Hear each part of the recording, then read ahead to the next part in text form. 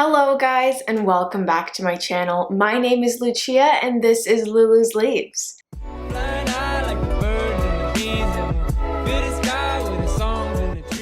Today I'm going to be telling you guys all about my wish list for 2020, 2021 kind of deal. A lot of these plants are a little bit more difficult to find, so it is going to take me a little bit of time to get there, but I promise you I will. I'm determined. The last time I did one of these videos was one of my first videos on this channel, and I really did enjoy it, and I hope that you guys will enjoy this video because I have some really cool plants that I want to talk about, I guess. I can't show you them, but I will have pictures on the screen for you guys so you can follow along and see what I'm talking about, see why I want these plants. But before I get into this video, if you aren't already subscribed, I would absolutely love it if you hit that button down below and joined our community here. And if you want to go one step further, you can also support me by clicking the join button. You can join for as little as $1.99 Canadian per month, and that gives you access to the Lulu's Leaves members only Facebook page, and the further tiers will give you more access to things like live streams and more videos. The last thing I want to say before we truly get into this video is if you could give this a thumbs up, it would really help out my channel, and if you can watch this video all the way to the end, it is truly a huge help. With that being said though, let's get straight into this wishlist plant video. So I have my phone here, I have all of the pictures that you guys are going to be seeing on my phone so I can help describe why I'm in love with these plants.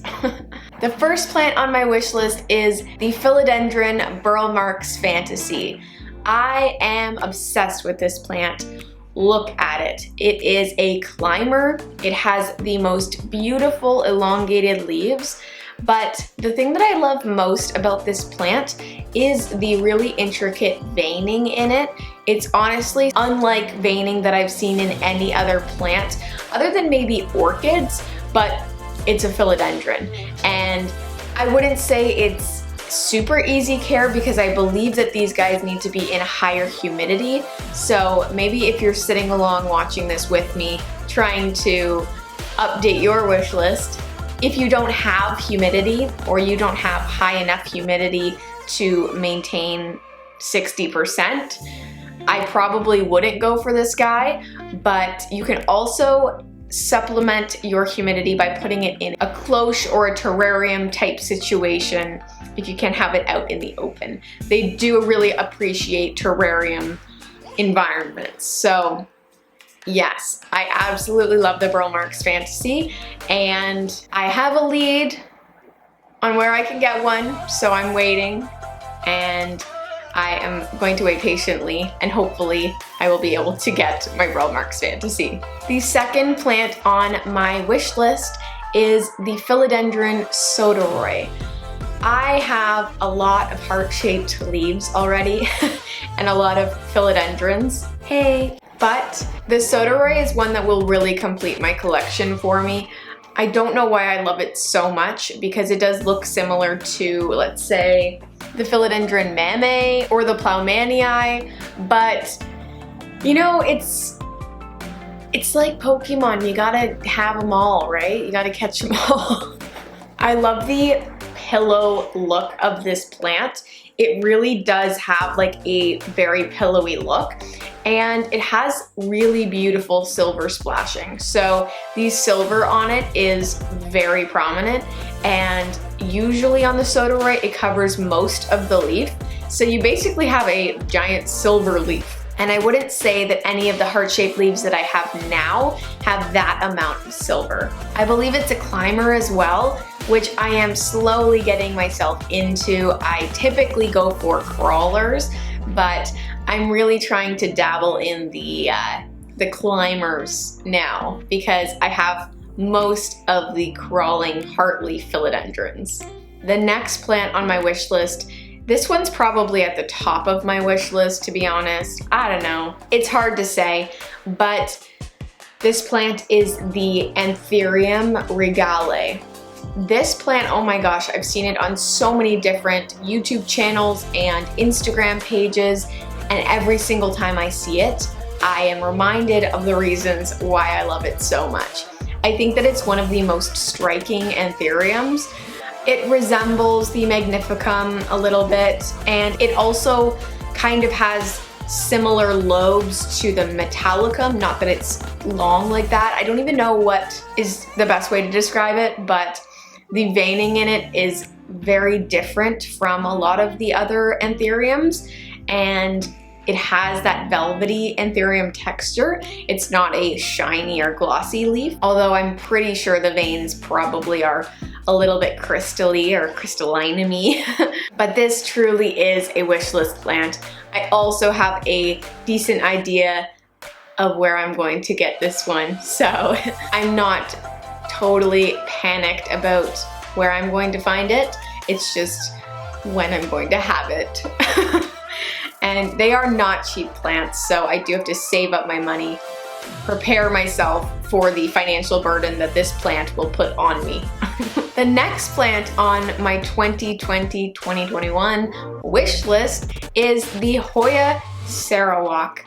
I already mentioned this in my Hoya video, but this is one that is truly a stunner. Honestly, I love the shape of it, and I love the veins that come throughout it, and I also love the fact that they do sun stress if that's something that you'd like, which it is something that I like.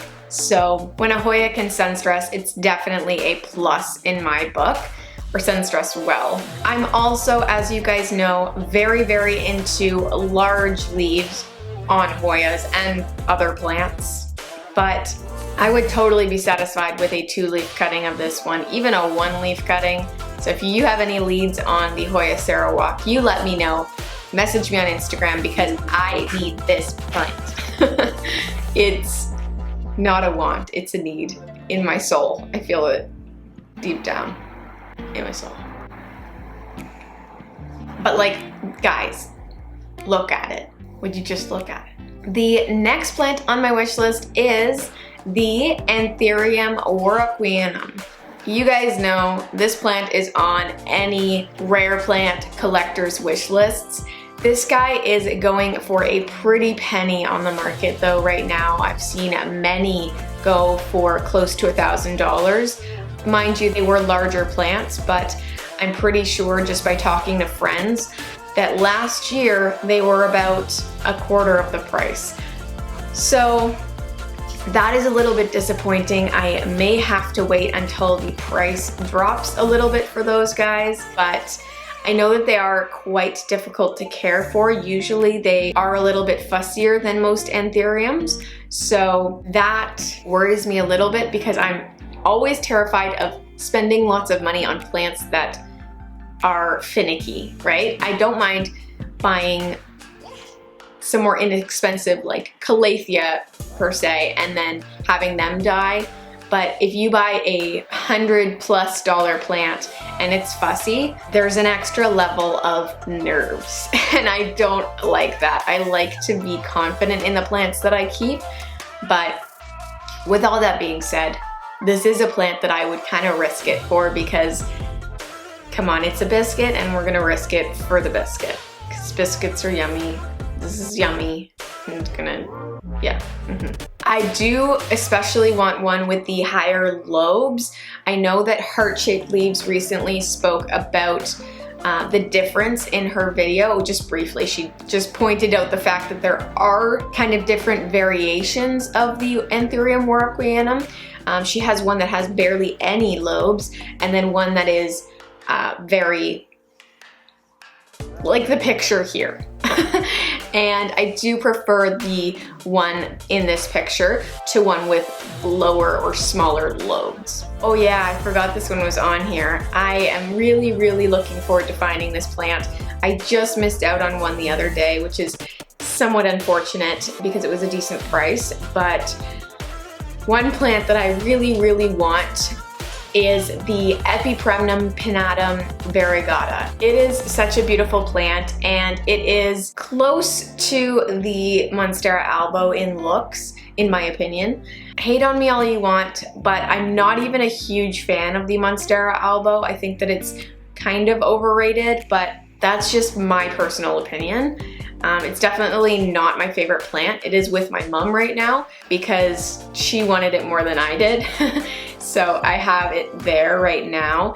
But this plant is less expensive, not by much, may I say. It's still a variegated, hard to come by plant that everyone wants right now. So the prices are a little bit nuts, but I absolutely love this guy for the slightly more elongated leaves. I actually much prefer this to the albo, and it does still get fenestrations, which is really, really nice if that's kind of why you're into the albo, although it's not the same kind of fenestrations. It looks like pothos fenestrations when they get large enough to have fenestrations.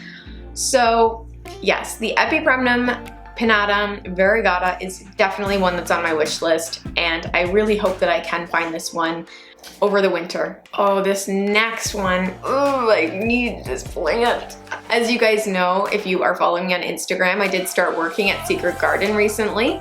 I've been buying plants from her for a really, really long time, and I've had nothing but great experiences, and I was lucky enough to get a job, and I get to see lots of cool plants every day, which is my dream. But in her personal collection, she does have a strawberry shake, and this plant, oh my gosh, it's so pretty in person. I really did not think that I needed it before I saw it in person, and once I saw like a new leaf come out on it and it had that beautiful strawberry, well, not strawberry pink, but creamy pink color, I knew that it was one that I needed.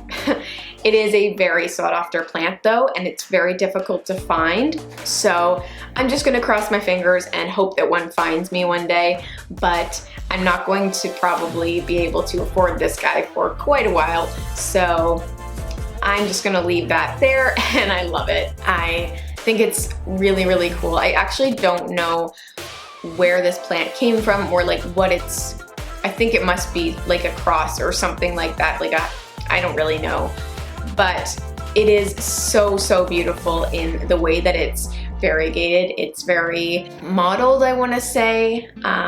It almost, I don't even know how to describe it. What the heck? I guess to me, it looks like an Epipremnum Pinatum Varigata with pink variegation instead of white variegation, but like a very subtle and creamy pink. It also has beautiful red petioles, so that is a really, really fun feature of that plant as well. Yeah, let's move on. So next up, we have the Philodendron Perisoverde. I believe that's how you pronounce it. I could be very wrong.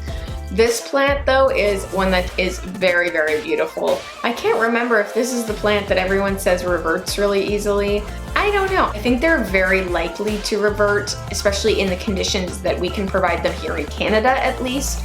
So that is somewhat unfortunate, but I would be okay with a highly variegated plant, at least getting one and then having some leaves that revert to the normal green, because it still is a very, very beautiful plant as a green plant. I think it's related to the Bilietiae. It might be a Bilietiae, just a variegated version, but not the variegated Bilietiae or Bilietiae. But as Ashley from Plant Me Ashley would put it, variegation like this looks like God sneezed on it. And it's just, yeah. A very, very beautiful plant. So definitely one that I hope to have in the future when I have a little more room, because I am running out of room very quickly in this small apartment that we live in, at least in my plant room, and I would like to keep most of my plants in here because I don't really like having them around my house where I can't constantly watch them and make sure there aren't any pests or anything like that. I do like to have all of my plants close to me. The last aroid on this list is I don't have it yet, but the Entherium Magnificum. This plant is known for its absolutely large and in charge leaves. This plant gets very large very quickly, so even if you have a small plant, it really does rapidly increase in size. So I definitely hope that I can get a sort of larger specimens so that I can appreciate the size, but I do think that it has a very beautiful leaf even as a juvenile plant. So if I have to grow it myself, that's fine with me, but we'll see. Just depends on what's available and what I can afford, because again, anthuriums are not cheap, especially the ones that are in high demand, being all of the velvety, veiny anthuriums. So I'll take what I can get when it comes to any of these plants, really. But yeah, I do love it for the exact same reasons that I love most anthuriums. I love the contrast in color. There's a beautiful deep, deep dark green, and then really bright whitey yellowy veining, basically. And usually that veining does have a little bit of shimmer. So the last plant on this wish list is the Hoya Species, I believe it's 5, it's IV, I think that's the Roman numerals for 5. Don't hate me if I'm wrong, but Hoya Species 5 from WMZ. So this is a Hoya that I actually bid on a while ago, and I thought that I won it, which was so exciting, and then I didn't because apparently Facebook messed up the time. Or no, it was in the group. It said it ended at 7 p.m., but I assumed that when it ends at 7 p.m., it means you have until 6:59 p.m. to get your answer in. So I stopped at 6:59 p.m. and when it turned 7 o'clock, I didn't bid anymore. But apparently you could still bid. So I missed out on that plant, and it's very unfortunate because this is the most beautiful sun-stressed, large-leaved Hoya out there, in my opinion. It is so, so beautiful, and the red that it's able to get is just, you know, you feel me? Maybe not, maybe. Anyways, it's pretty self-explanatory why I want this plant, even though there's not much to it other than the fact that it's large, red, and veiny. Well guys, that is going to be it from me. I really, really hope you guys enjoyed today's video. Please let me know down in the comments what plants you added to your wish list after watching this. I did try my best to kind of switch things up a little bit, but I mean, again, I like what I like, and it's my wish list, right? But yeah, if you guys aren't already subscribed, please hit that button down below, and if you enjoyed watching this video, you can give it a thumbs up as well. Also, if you want to gain access to more perks in the future, you can join as a member for as little as $1.99 per month. With that being said though, guys, thank you so, so much for watching this video, and I hope to see you in the next one. Bye!